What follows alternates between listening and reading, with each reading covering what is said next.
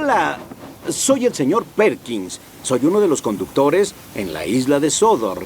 Pero hoy estoy en Mayland visitando estas hermosas vías.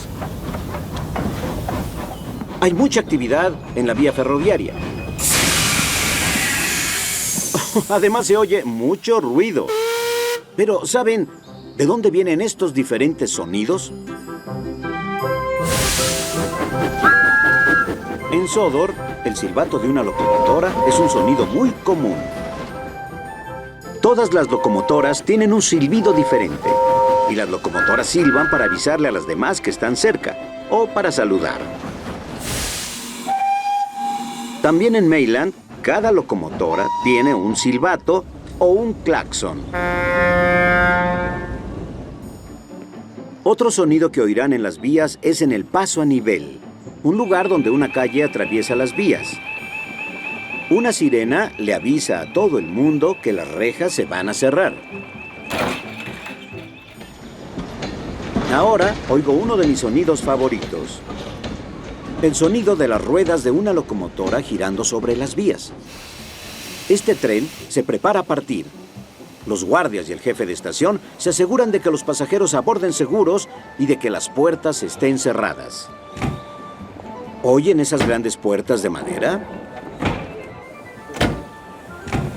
El guardia toca su silbato y la locomotora responde con un silbido. Y con el fuerte sonido de la salida de vapor, esta locomotora está lista para partir. En la cabina se oye otro agradable sonido. El fogonero palea carbón para mantener la caldera encendida. Se oye el carbón tronando y crujiendo. Y a las ruedas recorriendo las vías. Aquí viene un sonido muy fuerte.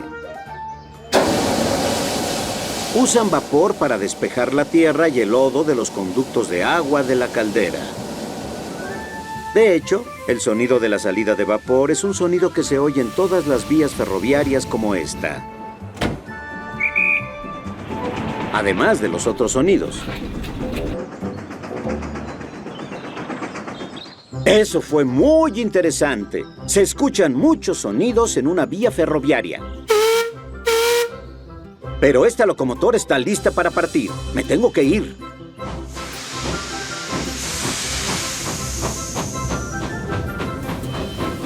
Me pregunto qué veremos la próxima vez. ¡Hasta pronto!